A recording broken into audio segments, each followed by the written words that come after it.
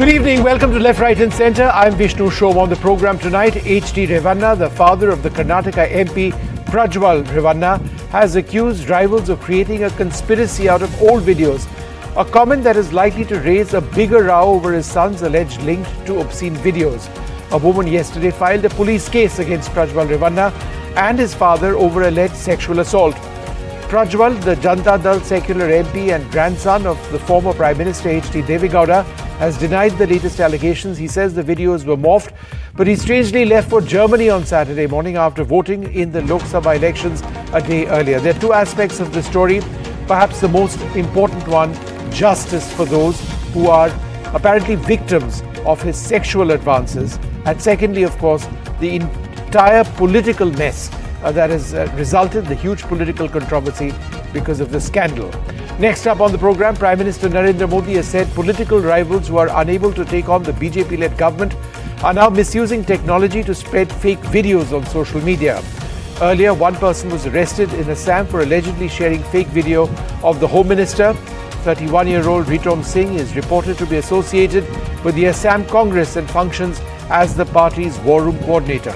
That's the allegation. Earlier, the Telangana Chief Minister was also summoned by the Delhi police after this doctored video allegedly appeared in the Twitter handle of the Telangana Congress. Now, the video claims that the BJP plans to abolish SC/ST reservation quotas, something the party has denied completely. But first, the top story. Multiple videos emerge of the Karnataka MP Prajwal Revanna of the JDS molesting and allegedly sexually assaulting women. He's left the country and inquiry is on.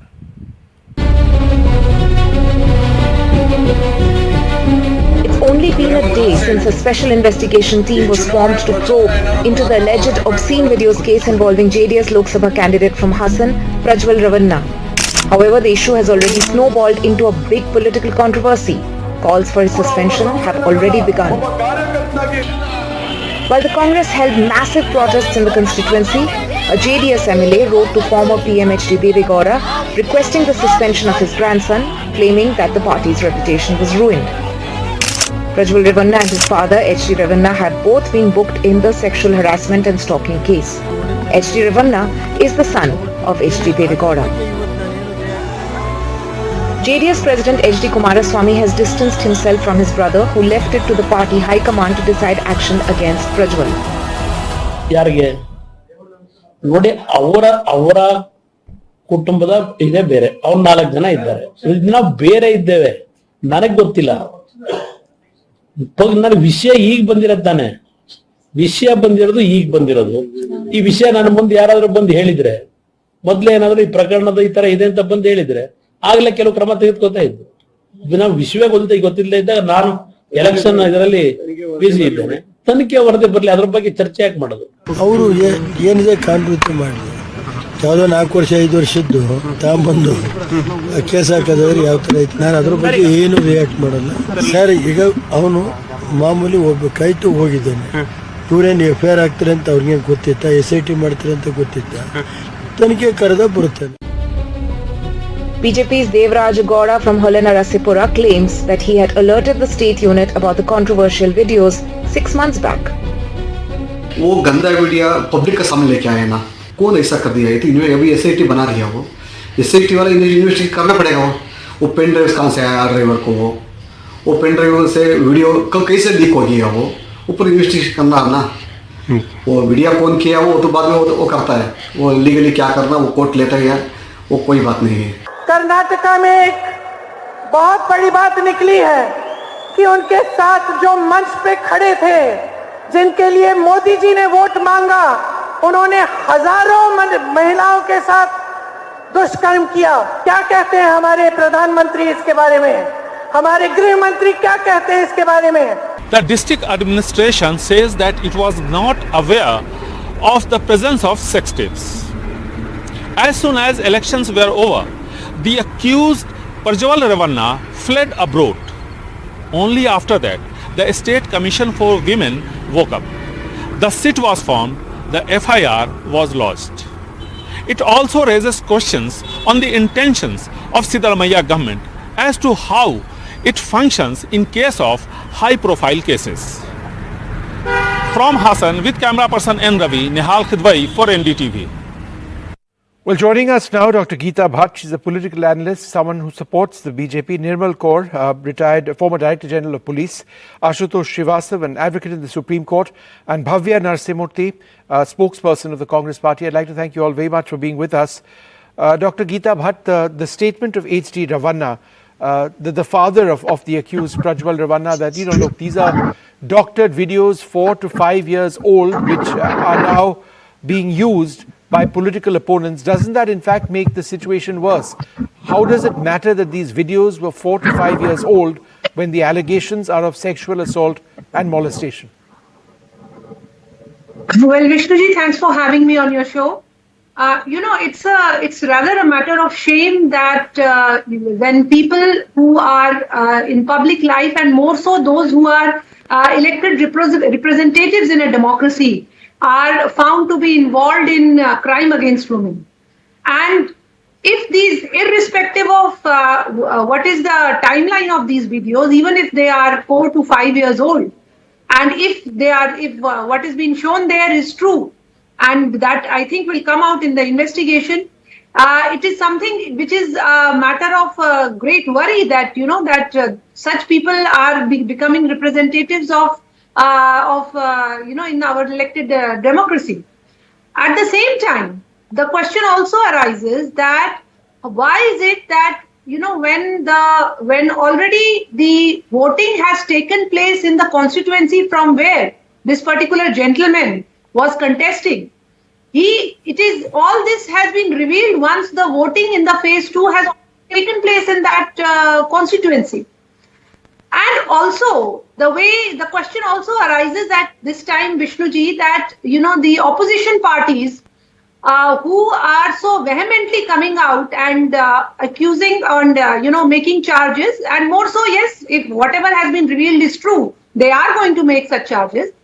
At the same time, when the similar case was found to be and was revealed in West Bengal, in Sandesh Khali, at that place when, Shahjahan Sheikh, a political leader from TMC, when it was found that, he has been involved in heinous crimes, sexual assaults on women and raping of women for years together, we did not see any of these opposition parties coming out and condemning TMC and asking for, for an inquiry, so what you're saying is double inquiry. standards of the opposition.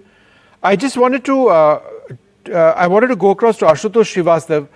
Ashutosh, Yes. What is also shocking is the allegation that the Karnataka BJP president was made aware of these videos in December 2023, and yet the BJP chose to ally with the JDS, and have this man as one of those contesting for these elections. Is that at all a defensible position? See, first of all, nothing has been proven. It is under investigation at the moment. And in fact, the state government itself has formed the SIT on the recommendation of the Women's Commission. And SIT is already investigating the matter. So nothing has come out, nothing has been proven as of now. Now, if you see that Mr. Revanna himself has stated that the videos are doctored in his own statement and the complaint what he has filed. So obviously, this aspect also is required to be investigated by the SIT, which will investigate. And now, if you see the allegations also in the FIR, first of all, most of the sections are, bailable except one. And the maximum punishment also prescribed is much below 7 years. So obviously, Section 41A notice will be issued. If these videos are 4 to 5 years old, as has been stated by Prajwal Revanna's father, then there is no question of deep fakes emerging. That technology wasn't there in quite the same way as it is now, right? So this entire argument, it is a morphed video, it just sounds terribly bizarre. See, first of all, there is no explanation as to the delay, because the FIR states that the incidents, what has been alleged in the FIR has taken place between 2017 to 2022. Right. But there has not been any FIR registered before. So the question arises why the FIR has been registered now. If the crime was should really that really happening, be our concern, Ashutosh, and not the crime itself? Yes. So the timing. Yes. So you are basically suggesting that this is now being raised for political reasons, even if for a moment, absolutely. Right? But shouldn't we instead as those who champion the rights of women, be more concerned about the rights of women? The fact that yes, there are everybody- allegations of rape yes, and molestation.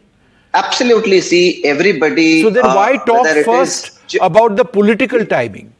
Shouldn't No, we, see, JDS despite the elections, itself- be focusing on the Yes. crime? No. See, all the senior leaders of JDS also have clearly stated that if anything is proven, they will be taken. They will be taking whatever actions are Well, that's required stating also the in the obvious. party. But simply based on allegations. See, if anything is not being proven at the moment, he is not being convicted of anything. The investigation is on, and the state government itself has formed the SIT. It is not a central government agency or Right. anything. I The just wanted to SIT go has across been to formed by the Bhavya. state government. Okay, Bhavya, go ahead, respond. None of this has been No, it's proven, a- is what It's Ashutosh appalling says. that Is the that BJP an acceptable spokesperson answer? actually made this statement that an FIR was registered. Now, these people, BJP is so election centric. They don't care about the people. They don't care about the dignity of women or the safety of women. Do you even understand the seriousness of this case? There are 2,000 plus women. Their videos have been taken by this serial sexual offender.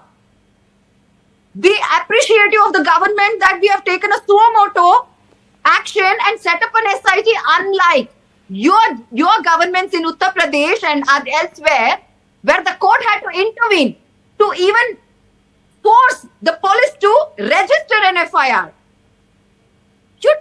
You're actually talking about elections here? Do you even understand the seriousness of this case? Victim can come even after 2 years if she wants and register a case. They will come out when they feel comfortable. They will come out when they feel safe.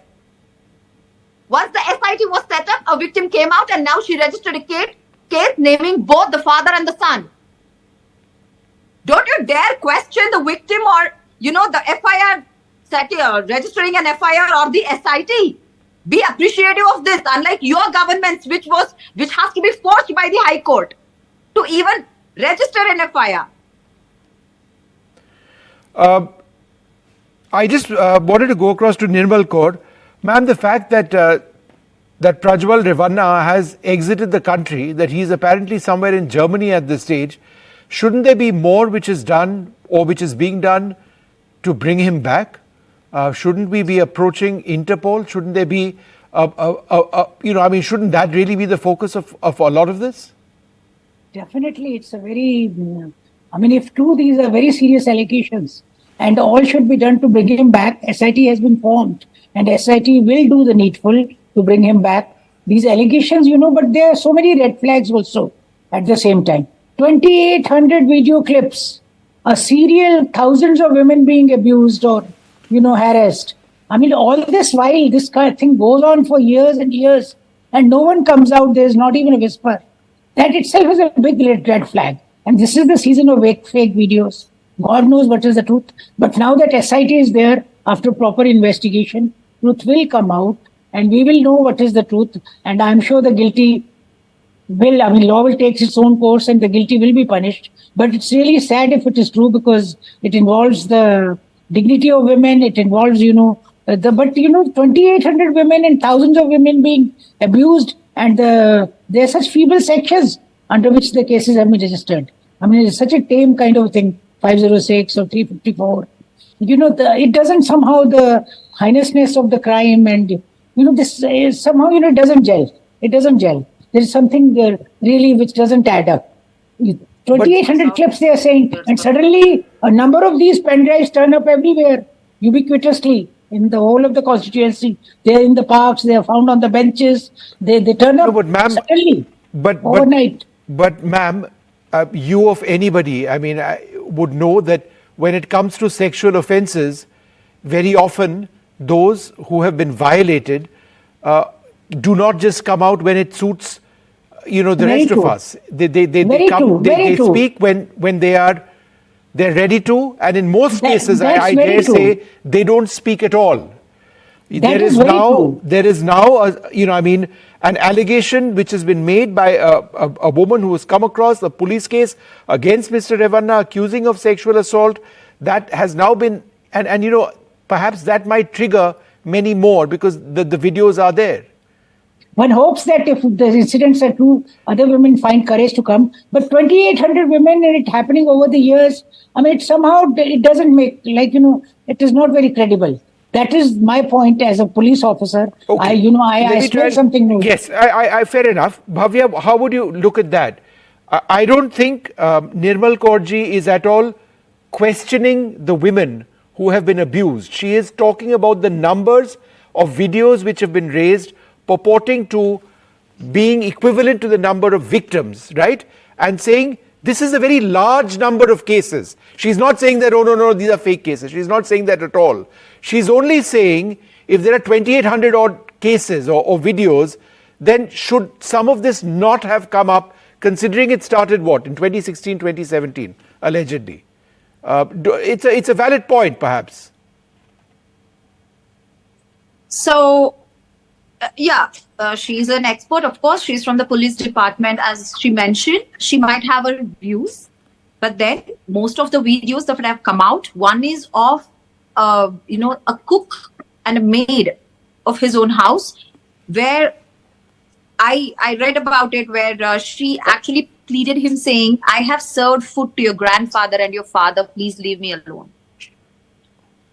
So there is no question of credibility of these videos. Like ma'am said, maybe the number of videos, there will be a thorough SIT probe and we will know what is the truth, what is not. But prima facie, we can easily say that, observing that he is a serial sexual offender for sure. Because there are some of the government servants and their own JDS karyakartas, female karyakartas. There are a lot of people. I'm sure if the society and, if the women feel safe, they'll come out themselves. We all know about the Me Too movement, where one woman started and so many joined hands and it became a huge movement. I'm sure once the women feel safe, they will come out as well. And through the probe, I'm sure everything will come to light. Could you tell us anything more about the probe? Do we know how soon they intend to act? Is there an effort to try and bring this man back to India? So I do not know about the time frame.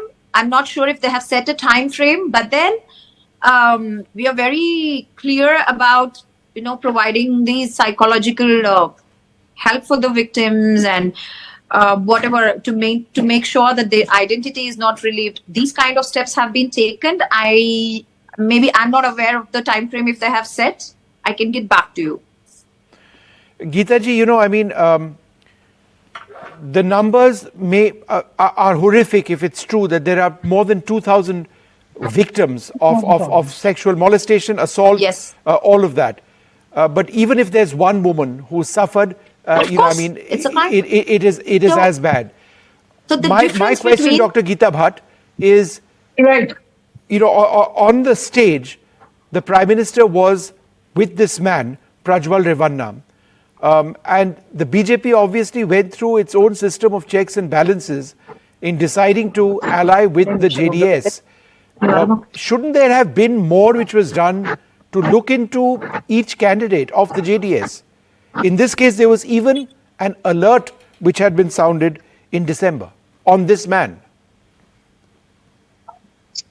Well, Vishnuji, I think when there are political alliances and largely, the seat sharing is decided in terms of that, the numbers and where there is a winnability. And then the party, the choice of fielding the candidate is largely left to the party. And the other party usually does not, meddle with whom the coalition partners are actually deciding to choose. And I think that as Prime Minister has been going around all around the country, and those who are in alliance, he is asking for votes for all the candidates. It is not just that now since this particular case has come up, and it is something which needs serious consideration if proved true. We do not know, because naturally, such a large number of women, how they could, stay silent for such a long time. These are questions which, of course, are popping in everyone's mind. But as you just said, that even if a single woman has been, has suffered and has undergone any kind of sexual harassment, this is something which really needs to be probed. And hopefully the SIT that has been constituted is going to, in a given time frame, is going to come out, because what is important is that it is not being used as a political tool. That is also something that we need to, in the future, look at this developments of this particular case. That this is not just being used as a political tool, has been, the videos being released, whether they are true or whether they are framed. And it's only when when the elections are over, then it just fizzles out. Ashutosh Srivastav, is this not a huge hit for the BJP in the elections in Karnataka? I mean, the allegations are huge. Therefore, going into the next phase, going into these elections, whatever is left, is this not going to have a potentially major political impact? See, I think the voters will definitely, understand the timing of the entire issue.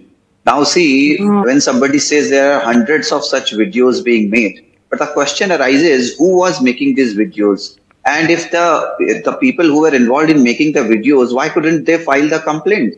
Now, somebody can argue that whenever they feel comfortable and safe, they will go and file the complaint. So where they're feeling safe while taking such videos or making such videos. So there are many questions any intelligent voter would think in his mind and will understand the situation. And so far as the law says that every accused has to be treated innocent unless and until he is proved guilty. As of now, he has not been proved guilty. The investigation is going on by the state government itself. He is not even in the country. Some would suggest he's escaped. See, that is the cooperation. He should cooperate in the investigation, as the party is also saying that, But Ashutosh, my friend, I must interrupt just to say that does it really matter who filmed the video? Isn't it more important to focus on the fact that there has been an alleged crime? No. I am not saying who took the videos. What I am trying to say here, whether those videos are authentic, that is the question. If we consider it to be authentic, it was much easier for anybody who was taking the video rather than going to the police station and filing an FIR and do the justice but to Nirmal these Kaur, women. ma'am, is it not true that the standard defense has always been, oh, it's a morphed video, it's a fake video? These were all shot before deep fakes, which are very different. That technology has come in the last 1 year. This has been going on for years. Isn't it always with the investigation? The lawyer always says these are all out, fake. These are all morphed videos. That's the starting point of every argument. No one can say till the investigation is complete and the videos are analyzed. The only thing is I mean, either way, it could go either way. Whatever the investigation reveals. Ma'am, do you know how difficult it is to morph a video with technology which used to exist before AI approximately a year back? In most cases, the sophistication of animation systems and the operator who actually used them would need to be phenomenal to get deep fakes of the sort that we are talking about now. Now there is different technology. What happened earlier on, I would suggest, it was actually the crime. And it's a standard excuse that it's all a fake morphed video. It's often very impossible to morph videos, ma'am. To the family in some way. I think she is a far-off cousin of Mrs. Revanna or someone. And that cook is the only one who's come out. Hopefully, more women will come out to tell the truth. If those women who are there in the videos. And we will know. See, it can easily be investigated whether the video is genuine or is it fake. All right. That SIT has been formed. All right. So let's see what they actually have to. Fair enough. Bhavya, last word to you, 30 seconds. Is there a sense, based on these allegations, that more victims might be willing now to come forward, now that there is an FIR, there is an SIT, there is a police investigation? And the victims feel safe to express when they're okay and comfortable. I'm sure they'll come out and file the FIR. Even otherwise, we have one victim who has actually filed an FIR, and a thorough probe will happen. like ma'am said, whether it is one woman or 2,800 women, like the numbers are showing now, crime is a crime. And the difference here is this man misused his power. Yes. This is more worse. He is a representative. He is a people's representative who is supposed to be a role model for youngsters and his followers. And to misuse his power and do such a disgusting act is not something acceptable. Right. And these leaders who are trying to just say, we will cooperate, and even BJP to say, no, that has nothing to do with the alliance. Come on, it has everything to do with you. Prime Minister Modi came to his rally and literally told people, if you vote for Prajwal Revanna, it's like voting for me. That's the statement Prime Minister Modi has done. Don't you think he should speak about this?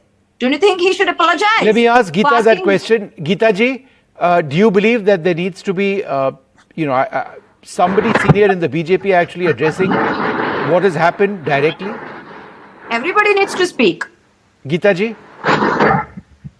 Well, Vishnuji, you see, the JDS party has already come out and they have said that they are going to, depending upon the investigation, they are also going to, take action against their leader. And I think as far as the Prime Minister is addressing, you see, he is addressing the rallies for their coalition partners, not knowing the case or the background. Had it been that it was already exposed, it was already known, then these kind of allegations which are being made by the Congress representative here would have made sense. Unfortunately, I just want to remind Vishnuji just before they form the alliance. No, Bhavya, hold on. Bhavya, hold on. Just BV, there were allegations on him by their own Congress youth president from Assam, Angadita Datta, that there was sexual harassment by him, and allegations. No, but one crime doesn't mean that. This is just that some reflection. But ma'am, isn't that an equivalence that we should avoid? All crimes are wrong, right? And whichever, absolutely. Right? Absolutely. So therefore, just to remind you, please take care of the woman in your own party. Right, but we should not expected from. I really did not expect this from you, ma'am. That allegation, it is in the court. I'm sure it will be sorted. How can you compare verbal abuse with this? While the allegations with this kind of all right. Okay, let's start wrapping this up. I think, and I'm sure all our panelists agree. Let's bring down the sound. I think all our panelists agree that all crimes, when they're reported, something as serious as this need to be looked at seriously, hopefully, and SIT will be doing that. We're going to take a short break. Up next on the program, the Prime Minister says that political rivals who are unable to take on the BJP are now misusing technology to spread fake videos on social media. This after a fake video, a morphed video, a deep fake of Amit Shah emerges. Action being taken. We'll bring you the very latest.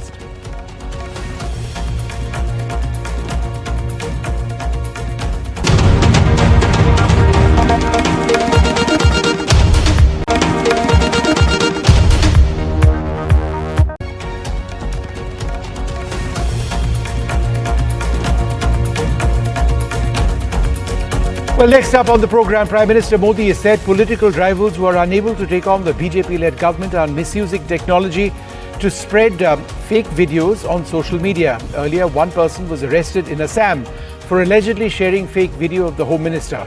A 31-year-old man, Ritom Singh, reportedly to be associated with the Assam Congress and functions as the party's war room coordinator. Earlier, the Telangana Chief Minister was also summoned by the Delhi police after this doctored video apparently appeared in the Twitter handle of the Telangana Congress. The video claims the BJP plans to abolish SC/ST reservation quotas, something the party has no plans of doing and has entirely denied. लेकिन जो लोग चुनाव हार चुके हैं, artificial intelligence का दुरुपयोग करते हुए मेरी आवाज में ऐसी भद्दी चीजें आजकल सोशल मीडिया में डाल रहे हैं कि बहुत बड़ा खतरा पैदा हो रहा है। और इसलिए मेरी देशवासियों की अपील है कि कोई भी फेक वीडियो आपको नजर आए, आप पुलिस को जानकारी दो, हमारी पार्टी को जानकारी दो, कानूनी लोगों पर कार्रवाई होगी और उनको सबक सिखाया जाएगा। ये देश का कानून किसी के साथ भी इस प्रकार के खेल खेलने की इजाजत नहीं देता है। मोदी जी आज तक Amit Shah ji ED, income tax, CBI को इस्तेमाल कर रहे थे चुनाव जीतने के लिए। अभी मेरे समाचार मिला है तेलंगाना कांग्रेस पार्टी ऑफिस में दिल्ली पुलिस पहुंचा हुआ है।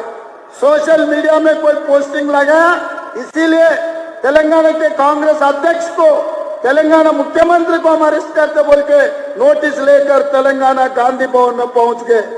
इसका मतलब Narendra Modi ji ED, income tax, CBI हो गए, अभी दिल्ली पुलिस को इस्तेमाल कर रहे चुनाव जीतने के लिए। यहाँ पर कोई डरने वाले नहीं है भाई, यहाँ पर पलट के जवाब देने वाले हैं।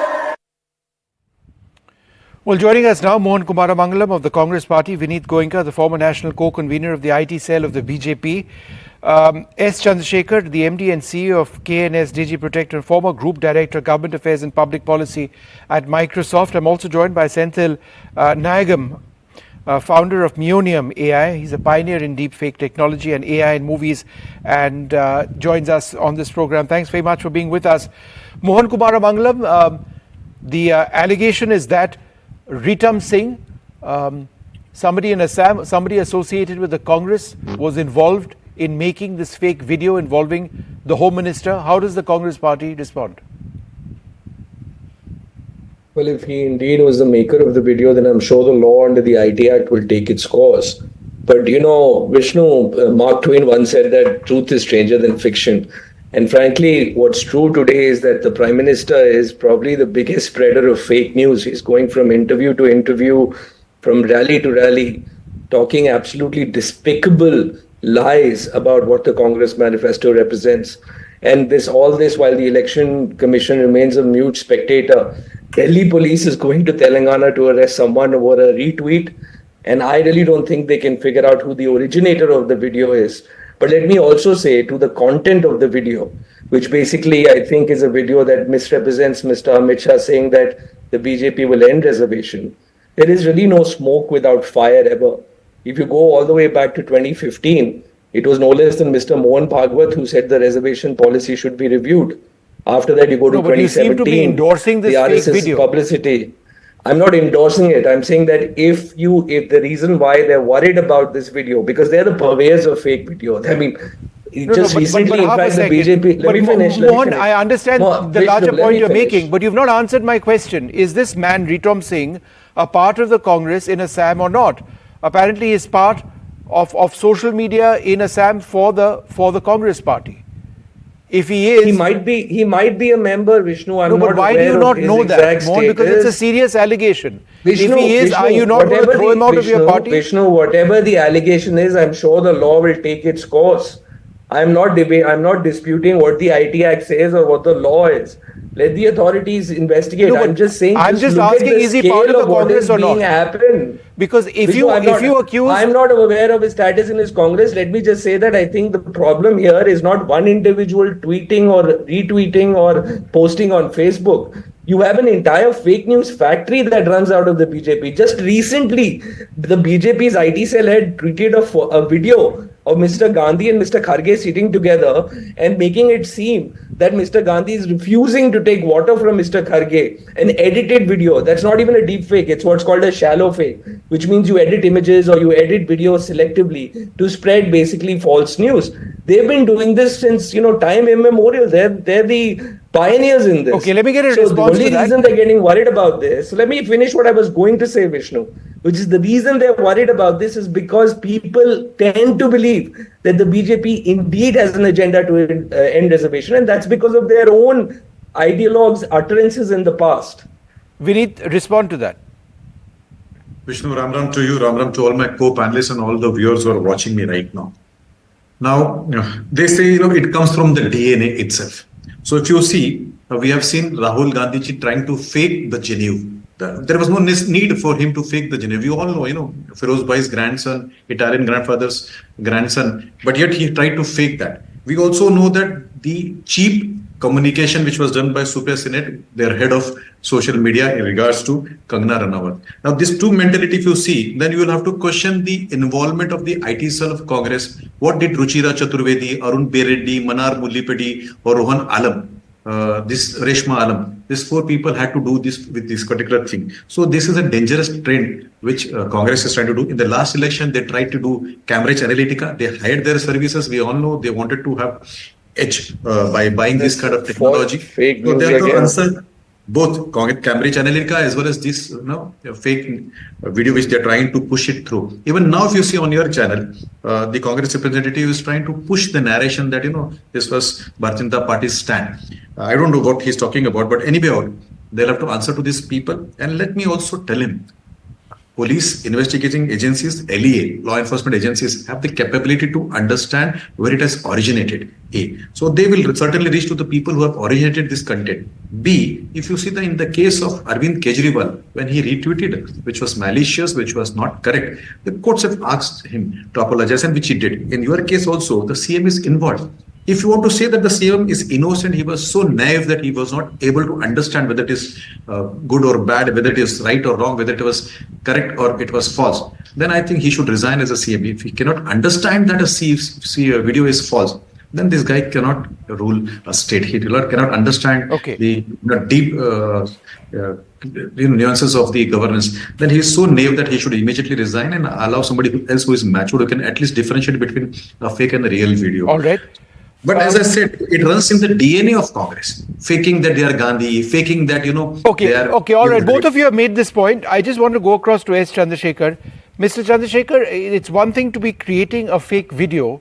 It's something else to be retweeting it and then being accused of, somehow being involved. Is that correct? Legally, does retweeting a fake video, when you may not be aware whether it's fake or not, is that something which is problematic from a legal standpoint? Yes. So this is in the gray area of law. There could be instances where a person is totally innocent and may not know whether the content is genuine or fake. What would be of importance in such a situation is the intent behind it. And so that is why it is important to go to the originator of the video. But retweeting something, it needs to be examined in the light of the facts and circumstances. There cannot be a one-size-fits-all kind of a formulation on this, because there could be various situations. Senthil Nayagam, the government has been absolutely clear. Rajiv Chandrasekhar, the minister, in fact, on this program a couple of months back, said that there will be action taken against, social media intermediaries. That if there is deep fake which comes on Twitter or on other platforms and it's not taken down, then they are legally accountable. Is the presence of this particular deep fake, proof of the fact that it's very difficult sometimes for social media intermediaries to actually identify and pull down fake videos? Okay, we have deepfake as a concept started something around 2017-18 onwards. Mostly started porn videos for high quality. Okay, we have crossed that threshold. Now we are using AI for generating it, and we are gone more towards super fakes. Okay, you cannot detect. Most average humans can't detect if it's a real or a fake video. You have to, even if a news readers or whatever, you have to go check with another source and say, has this been spoken or not? That's how probably we could approach for it. Can the intermediary be made responsible? Yes, asking them to take down the video is an important factor which can be done. But proving it is real or fake is ultimately currently a forensic department can do it. Or somebody in Hyderabad or somebody else can probably do it. Because that's the only thing which is applicable when you go for a legal recourse, right? Courts will only agree on that part. Individual fake, other individuals can't detect if it's fake or true at all, right? We can say maybe it looks like fake, or if it's currently we had the original speech, so we could detect that this was not spoken. Yeah. But what if it was shown as let's say a private video spoken inside a room, and that person is not there to clarify it? It will be very difficult to prove it if it's real or not. We create content, high quality content, we can do it. So these are all possible as of today. No, but Senthil, I don't understand. From a technological standpoint, is it not possible for a Twitter or another platform not to detect the presence of something fake in a video and therefore pull it down? It's impossible. And until you don't have any reference, right? Impossible currently. And therefore, Mr. Chandrasekhar, isn't that the real issue? That it's one thing to say that Twitter and other platforms, Facebook, have a responsibility, right?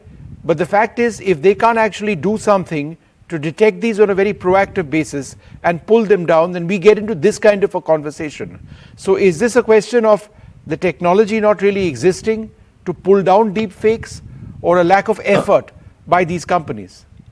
No. So first of all, as my other co-panelists said, the level of technology has become so sophisticated that it's almost impossible to pull it down. But even today, there exists a lot of measures and technologies to try and screen out certain kind of content like pornographic content, child porn, etc., etc. So if there is a deep fake, and if it is closely approximating something which already exists in the database, or if it is pornographic or relating to child porn, then there is some possibility of it being detected and removed ab initio. But if it is some conversation or some other kind of content, then it will be almost impossible to remove it from the point of origin. Okay. Mohan Kumaramangalam, the point made by the Prime Minister today is, and I quote, "There is a plan to create a big incident in the next 1 month using deep fakes. I am making these allegations with a lot of seriousness. Games are being played to create social tension so that some untoward incident takes place." You know, it's a very serious statement there by the Prime Minister. Do you not accept that deep fakes can actually have a huge impact in our election process? I think all forms of fake news can have a huge impact. I mean, as long as it goes unchecked, as long as it goes unverified, it will spread like wildfire on today's web, and it can have a deep impact. I mean, many of our riots have taken place based on fake WhatsApp messages that have gone out in the past. New that happened in Haryana also originated the same way. I mean, if the Prime Minister is saying this, then he should take serious action. I mean, he's still in government, he still has intelligence at his beck and call. And he shouldn't do fear mongering, which is all he seems to be resorting to in this poll season. Now, to respond to Mr. Goenka, one, we never hired Cambridge Analytica. And all this nonsense about DNA, I can talk about his DNA being that of Godse and Savarkar as well, who basically said that Manusmriti is a scripture which is most worshipable after the Vedas. So I'm going back to the fact that the reason that the BJP is so upset with this, frankly, over all the fake videos that they themselves spread, is because there is some fire behind this smoke that's coming out. Now, Vishnu, I'll just say one thing, non-political. For about 15 years before I came into politics, I was also a techie and I worked on machine learning. It is almost impossible, given where the technology is today, for any intermediary to automatically detect that this is a deep fake video. One of the solutions that has been debated is whether the creation tools could put watermarks. But frankly, even those watermarks can be pulled down by other third-party tools.